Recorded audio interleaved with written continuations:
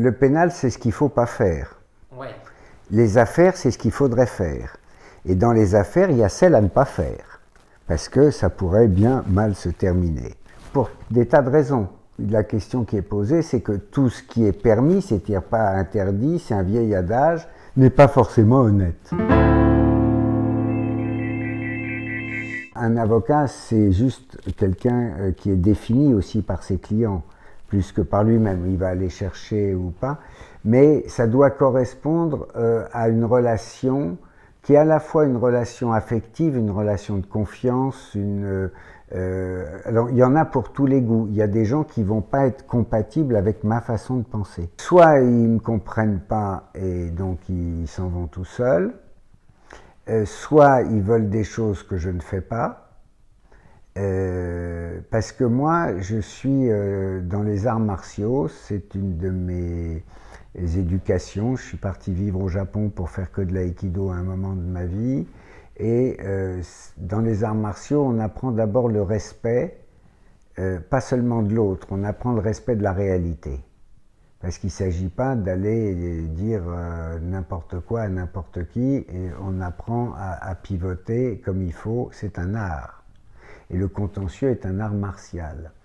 Et si on ne comprend pas ça, on n'a rien. Donc moi, par exemple, j'ai une petite phrase fétiche au bout d'un moment assez rapidement. Je dis aux gens, mais si vous étiez le juge, votre affaire, vous en penseriez quoi? Moi, j'ai pas ce problème-là. Moi, je vis comme j'ai envie de vivre, je dis ce que j'ai à dire, donc si les gens restent, c'est qu'ils l'acceptent. Sinon, ils vont voir ailleurs. C'est pas un débat. Bon. Moi, ce que je veux, c'est pouvoir parler librement.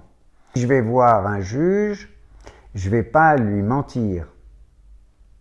Donc, parce que sinon, ça va choquer quelque chose dont j'ai besoin, qui est son intime conviction. Et quand je vais voir un juge, c'est ça que je vais chercher, c'est ça que j'essaie de communier avec lui. Et donc, si les gens qui me demandent de les assister sont pas dans cet esprit-là, je suis désespéré pour eux, je peux exprimer mon désespoir. A priori, mes clients, ils essayent de parvenir. Parce que quand on a eu quelques années à passer dans une affaire, qu'elle soit de responsabilité pénale ou de responsabilité civile, on essaye de ne pas en faire une tous les 15 jours.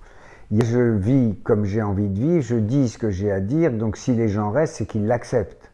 Sinon, ils vont voir ailleurs. C'est pas un débat. Moi, je me satisfais de mon artisanat. On n'est pas forcément tous avec des vocations industrielles. On peut vivre heureux, de toute façon, je prends du plaisir à le faire, et c'est aussi un motif de satisfaction. Il ne faut pas confondre client et clientèle. Ça, c'est un petit truc de commerce. Et la clientèle, c'est pas les gens qui reviennent, c'est les gens qui disent c'est là-bas que c'est bien. Et donc, en fait, il y a un effet clientèle parce que les gens se connaissent. Et quand il y en a un qui a un problème, il dit va là où j'ai été bien traité. C'est pas forcément que les gens ils aient gagné par exemple de l'argent ou etc. Que ça soit juste pour eux, qu'ils se sentent bien avec l'histoire. C'est pour ça ma phrase fétiche, et si vous étiez le juge, votre affaire, vous en penseriez quoi? Elle leur permet de vivre. Moi, je suis à côté, je suis là pour aider, je vais pas leur voler leur vie, à dire vous inquiétez pas, je vais parler à votre place. Non, je parle pas à la place des gens. Moi, les gens, ils ont leur vie, je les aide à avoir leur vie. Il faut aller au fond des choses. Et puis après, si les autres, les adversaires, qui que ce soit, qui ont des comportements que l'on estime injustes, il y a un moment dans un combat, comme dirait l'école des samouraïs, il faut savoir mourir au combat. Quelque chose qu'il faut bien comprendre, c'est que quelquefois on dit les avocats défendent leurs clients. Non, les avocats défendent d'abord un individu qui est leur client dans une histoire qui concerne les autres. Je veux dire, tout procès est une réconciliation.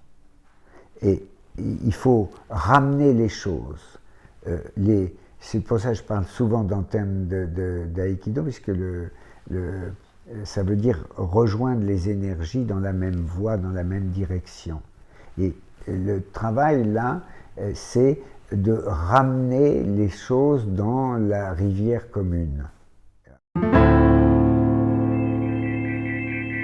Je crois que le fait d'être vocal, de parler, est essentiel, parce que sinon, il n'y a qu'à écrire. Alors, il y a beaucoup de juges qui disent « oui, ils me fatiguent les avocats à parler, je préférerais qu'ils m'écrivent des trucs sensés ». Mais au fond du fond, quand on parle avec eux, un certain nombre de fois dans leur vie, ils diront j'avais tout lu le dossier, mais quand il est venu m'en parler, ça a changé mon point de vue. Et la question est là. Nous ne sommes pas des algorithmes de la littérature. Ce qui est intéressant dans nos histoires, c'est que justement, il y a un petit moment d'humanité qu'il faut pouvoir restituer. Et est-ce qu'on peut restituer ce mouvement d'humanité autrement qu'en vibrant avec? Et la voix, c'est ce qui vibre et c'est ce qui nous fait vibrer. Il y a quelque temps, il y a quelqu'un qui m'a appelé à la suite de quelque chose qui était arrivé, et je sens dans la tension de la personne qui était à l'autre bout du fil que moi, petite histoire, c'était genre papy raconte son histoire et ça ne l'intéressait pas. Ce qu'il voulait, c'est que je mette une note. Et il était là pour recueillir une note. La mécanisation des esprits gâche ce que ces choses peuvent apporter de bon. On a un peu actuellement une vision de l'humanité que je trouve un peu restreinte, qui s'assèche. Moi j'aime bien qu'on puisse discuter, perdre du temps, c'est bien perdre du temps.